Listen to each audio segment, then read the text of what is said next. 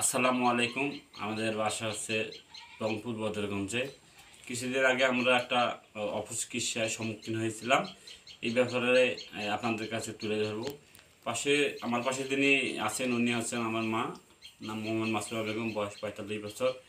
কিছুদিন আগে ওনার এই যে পিঠেথলিতে পাথর হয়েছিল, আমরা ডাক্তার বিডিকে দেখাইছিলাম। উনি বলছিল যে পেটে পাথর হয়েছে।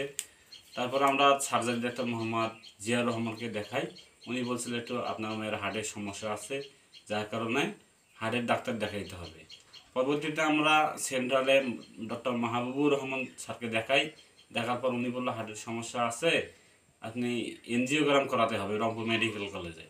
তারপরে আমরা মেডিকেলে ভর্তি হইলাম। উনি এনজিওগ্রাম করে বলতেছে হার্টের নাকি ব্লক আছে।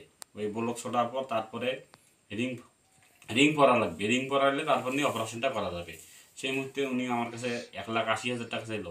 বললো যে 3 স্টেপে আপনাদের টাকা খরচ হয়। প্রথমে মাসে 1,80,000, দ্বিতীয় স্টেপ 1,50,000 এবং তৃতীয় স্টেপ হচ্ছে 1,20,000 টাকা।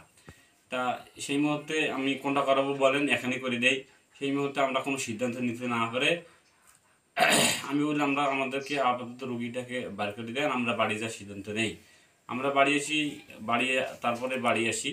বাড়ি আসার পর উনি আমাদেরকে পরপর 3 দিন কল করে বলে আসেন, আপনারা কি রিং পরাবার লাগবে, না হলে আপনাদের রুগীদের সমস্যা। তা আমাদের বাড়িতে আমরা সিদ্ধান্ত নেই যে আমরা ঢাকায় যা রিং করাবো। তারপর আমি চলে যাই ঢাকায় ডাক্তার বদিউজ্জামান ন্যাশনাল হার্ট ফাউন্ডেশনে। আমাদের রিপোর্ট নিয়ে আমার মাকে বাড়িতেই রাখে এবং ওখানে যা উনি দেখে ভালোভাবে দেখে না কোনো রিং করার লাগে না, কোনো ব্লক টলক হয়নি। এই মুহূর্তে আমি চলে আসি আবার এবং হার্টের আমার মাকে নিয়ে জানাই দেখি, ওই জন্য ওষুধপাতি লিখে দেয় নাই। পরবর্তী আপডেটের হাসানুল স্যারকে দেখাই। দেখে উনি আবার ইটিটি এবং ইসিজি করায়, দুইটা টেস্ট করার পর না ইকো আর ইটিটি করার পর উনি দেখে না হার্টের সমস্যা ভালো আসছে, কোনো সন্দেহ হয়। উনি আবার করে এই ডিসটা প্লে করে দেখে বলে আসলে হার্টটা ব্লক আছে না কিনা। উনিও দেখতে পারে যে হার্টের ব্লক নাই এবং উনি বলতেছে ঠিক হবে, সমস্যা নেই, আপনারা ওষুধগুলো খান। খাওয়ার পর দেখা যাক কী হয়। তার পরবর্তীতে আমরা ওষুধগুলো খাই। 10 দিন ওষুধ দিয়েছিল, পরে আবার চলে গেছি, যা হার্টের সমস্যা একটু সমাধান হয়েছে। হওয়ার পর আমরা স্যার বলে না এখন আপনার মায়ের অপারেশন করা যাবে, এখন আপনারা অপারেশন করতে পারেন।